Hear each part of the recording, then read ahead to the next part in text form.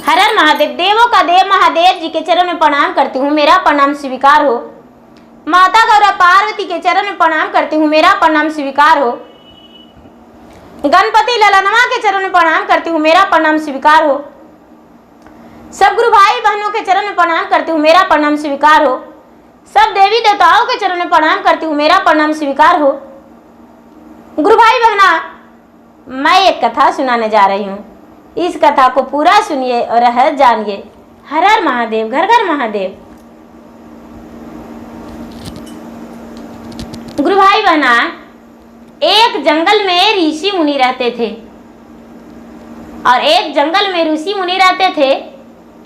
तो पहले के युग जमाना में ऋषि मुनि ही ज्ञान देते थे, बच्चों का पढ़ाई करवाते थे। तो वो ऋषि मुनि के पास बहुत सारा बच्चा थे, बहुत सारा बच्चा, और ऋषि मुनि सबको ज्ञान देते थे।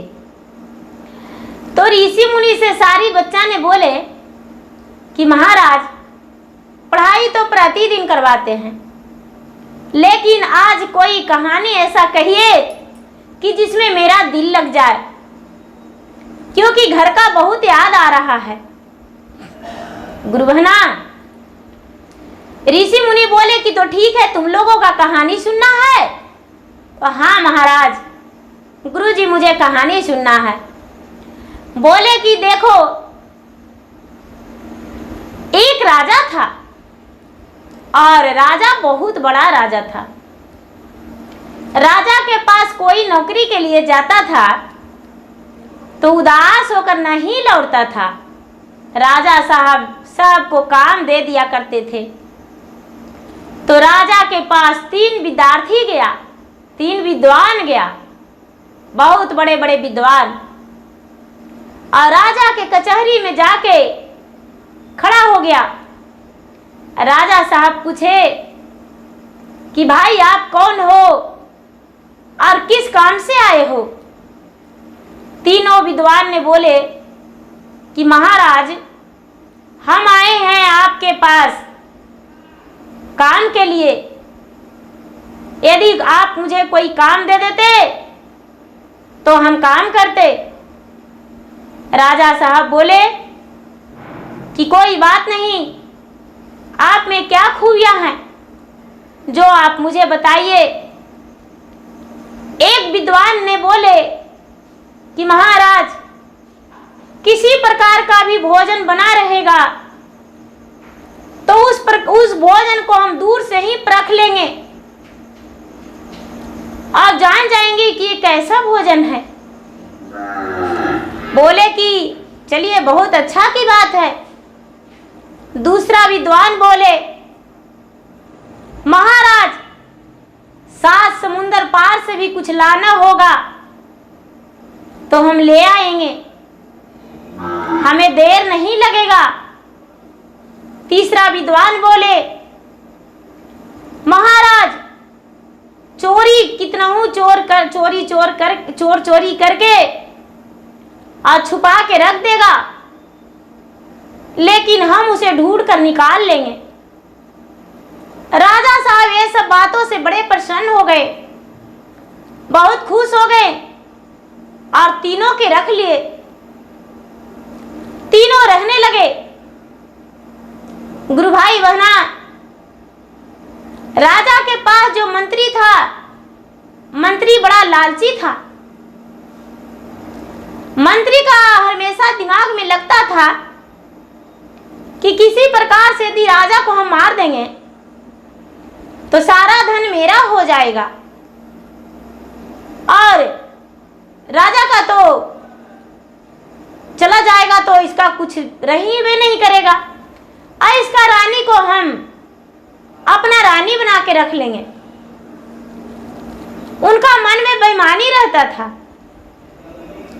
गुरु भाई बहना, राजा साहब कोई कार्य के लिए पैसे देते थे, ओ मंत्री चुरा के और जमीन में आधा से ज्यादा पैसा गाड़ के रख दिया करते थे। आधा से ज्यादा पैसा गाड़ कर रख दिया करते थे और इनको मन में चलता था कि राजा को कब मारे। गुरु भाई बहना, एक बार की बात है, कि राजा साहब कहीं शिकार से आए और बहुत भूखे थे। आवाज देने लगे कि मुझे भोजन दो, भोजन दो। तभी उनका दासी भोजन लाने में देर कर दी और मंत्री जो थे, मंत्री झट से उनका भोजन परोस के उनका रसोई घर से और ले आए। मंत्री भोजन परोस के ले आए। अब क्या किए कि उनका चुटकी भर जहर भोजन में डाल दिए और घी उनका भोजन में उझल दिए कि जिसमें राजा का भोजन से में पता नहीं चले। गुरु भाई बहना, जो विद्वान था वो उस समय राजा के कक्ष में उपस्थित था।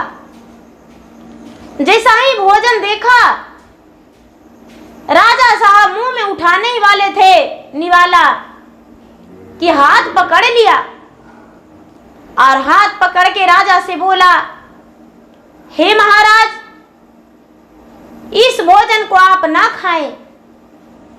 राजा ने क्रोध में बोले, मेरा भूखा जान जा रहा है, मेरा प्राण निकलने वाला है और तू मेरा थाली का परसा हुआ भोजन छीन रहा है, मुझे खाने दो। ये जो विद्वान था बोला, महाराज, ये भोजन तो आपको कुत्ता भी नहीं खा सकता, आखिर आप ये भोजन कैसे खा सकते हैं। राजा ने उसे धुंधलाते हुए झुंझलाते हुए उठा के हाथ तमाचा उसके मुंह पे मार दिए और थाल उससे छीनने लगे, थाल उससे छीनने लगे। लेकिन विद्वान ने फिर से भी थाल नहीं दिया और राजा को हाथ पकड़ के बाहर लेकर चला गया और राजा के सामने एक कुत्ते को भोजन दे दिया, जो कि कुत्ता खाते ही उसका प्राण उसी जगह टूट गया। राजा ने अपने सर पे हाथ ठोकते हुए कहने लगे कि आखिर भोजन में क्या था, भोजन में क्या था जो मेरा कुत्ता मर गया। मैंने पुत्र से भी ज्यादा इसे मान्यता दिया था, कुत्ता आज मेरा मर गया। विद्वान ने बोला, महाराज, यदि आप मेरा बात का बुरा मानने के लिए ना कहें तो मैं आपको बता सकता हूं, आपका जो मंत्री है वो चालबाज है, आपका धन पे उसका नजर लग गया है और आपका मंत्री ने आपका खाने में जहर मिला दिया।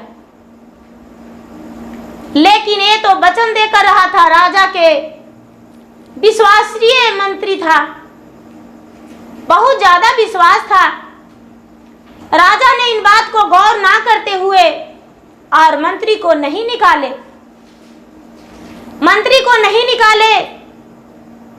जब रात्रि हुआ तो राजा अपना बिस्तर पे सोने गए, रानी भी सो गई, राजा भी सो गए और उसी समय राजा को बताया था उस विद्वान कि महाराज, आपके कक्ष में आज ये मंत्री एक तेगा लेकर जाएगा, आपका प्राण हरण कर लेगा।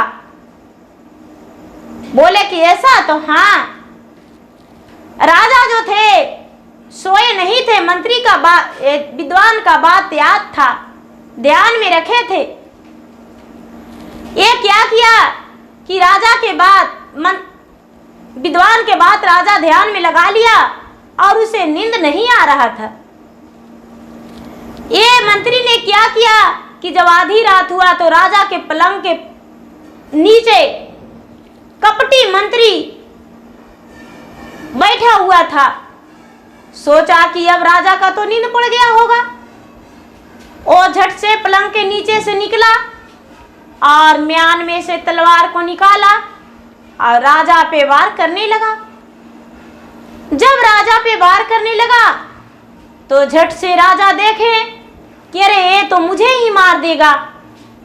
झट से उनका हाथ पकड़ लिया और राजा उठ बैठ खड़े हो गए और कहने लगे, अरे पूरी आधी रात में मेरे कक्ष में क्या कर रहे हो?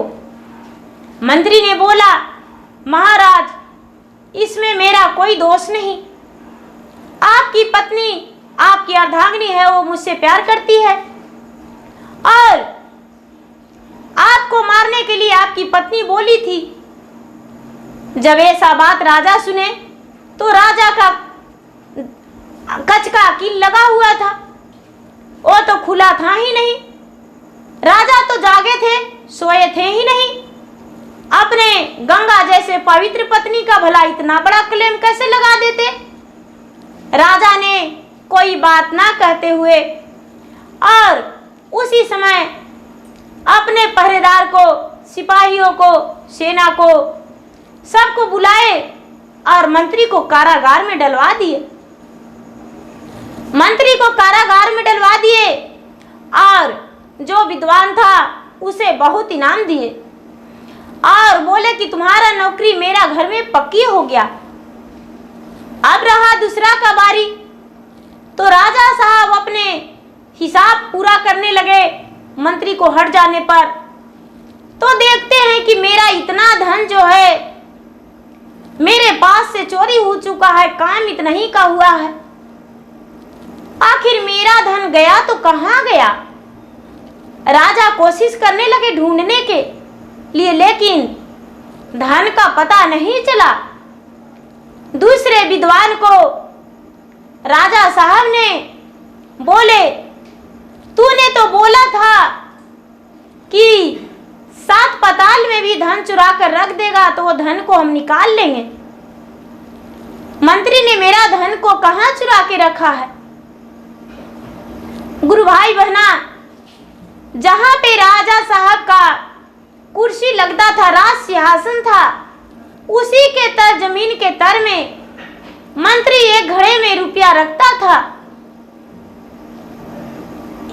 ये विद्वान बोला, राजा साहब चोर तो आप ही हैं। बोले कि कैसे? तो आपके सिंहासन के नीचे ही धन जमा छुपा है। बोले कि ये नहीं हो सकता, तेरा हम प्राण हरण कर लेंगे। बोला, महाराज आवाज नीचे करते हुए बोलिए और मेरा मारने की बात ना कीजिए और अपना राज सिंहासन हटाइए। जब राजा ने राज सिंहासन हटाए तो देखते हैं कि एक पत्थर ऊपर से रखा हुआ है। जब पत्थर को हटाएं तो देखते हैं कि एक बहुत बड़ा घड़ा है पीतल का, उसमें रुपया भरा हुआ है। राजा साहब जब उस रुपया को हाथ में लिए तो देखते हैं पूरा घड़ा भरा हुआ है। घड़ा को निकाले तो पूरा रुपया चोरी का उसी में पड़ा था। दूसरा विद्वान का भी राजा साहब नौकरी पक्की कर दिए, उनका धन मिल गया और नौकरी विद्वान का पक्की हो गया। ऐसा गुरुजी समझा रहे हैं अपने बच्चों को जो जंगल में रह रहा था। गुरुजी के पास शिष्य उनका उन्हें समझा रहे हैं। तीसरा विद्वान था, जो तीसरा विद्वान था एक मालिनी थी। एक मालिनी थी, मालिनी जो 7 समुंदर टप्पो पार से आती थी। 7 समुंदर टप्पो पार से आती थी और जब माला लेकर आती थी और रानी के पास लाती थी, रानी पूजा करती थी, तभी भोजन रानी करती थी। लेकिन एक दिन का बात हुआ कि जो मालिनी थी, मालिनी नहीं आ पहुंची। मालिनी का कोई कष्ट हो जाने के कारण वो नहीं आई थी। जब नहीं आई थी तो रानी पूरा दिन उपवास रह गई। दूसरा दिन भी बीत गया, तीसरा दिन भी बीत गया, चौथा दिन बीत गया, रानी का उपवास 5वां दिन बीत गया। मालिनी जो थी वो लाती थी हार, उसी का हाथ से बनाया हुआ फूल का हार सती रानी चढ़ाती थी, तभी भोजन करती थी।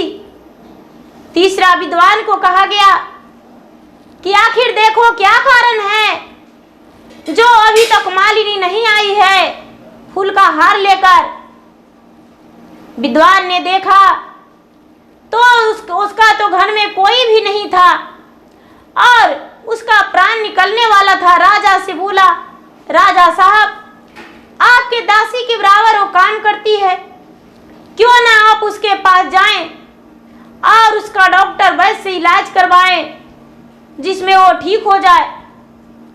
राजा बोले, यदि झूठा रहे तो? राजा साहब, झूठा रहेगा तो गड्ढे खुदवा के मेरा प्राण हरण कर दीजिएगा। जब राजा घोड़े सवार होकर गए तो देखते हैं कि मालिनी का प्राण निकलने ही वाला था कि राजा उसी क्षण पहुंच गए। वैद्य जी को लेकर वैद्य जी ने औषधि पिलाए और मालिनी ठीक हो गई। मालिन आई, ठीक हो जाने के बाद जब फूल का हार लेकर रानी के पास पहुंचाई तो रानी ने पूजा की, तब भोजन की। और बच्चों, तीनों विद्वानों ने राजा का शर्तें पूरा किया और राजा का दिल जीत लिया। जब राजा का दिल जीत लिया तो राजा का 3 पुत्री थी। राजा का 3 पुत्री थी, कोई पुत्र नहीं था। और तीनों पुत्री के साथ राजा ने विवाह कर दिए। तीनों विद्वानों का विवाह कर दिए और राज का तीनों का बंटवारा कर दिए और तीनों मिलकर राज चलाने लगे। 6 महीना वो, 6 महीना वो, 6 महीना वो, ऐसे करके राज को चलाने लगे और राजा सुखी जीवन बिताने लगे। राजा ने विद्वानों को रखकर और खुशी हो गए। उनका दिल विद्वानों ने जीत लिया। हे बच्चों, पढ़ाई करो, जो भी काम करना हो मन लगाकर करना और अच्छा से करना, चाहे कोई भी हो, उनका दिल जीतने का कोशिश करना। अपना काम इतना प्रेम से करना, इतना अच्छा से करना कि कोई का नजर से दूर नहीं हो सके, इतना अच्छा से करना। गुरु जी ऐसा समझाए। और राजा ने विद्वानों से 3 प्रश्न किए और तीनों प्रश्न विद्वान ने अच्छा दिया। तो ये राजा का 3 प्रश्न का कहानी था। तो गुरु भाई बहना, मेरा वीडियो अच्छा लगे तो इसे लाइक कीजिए, शेयर कीजिए, सब्सक्राइब कीजिए। धन्यवाद। हर हर महादेव, घर घर महादेव।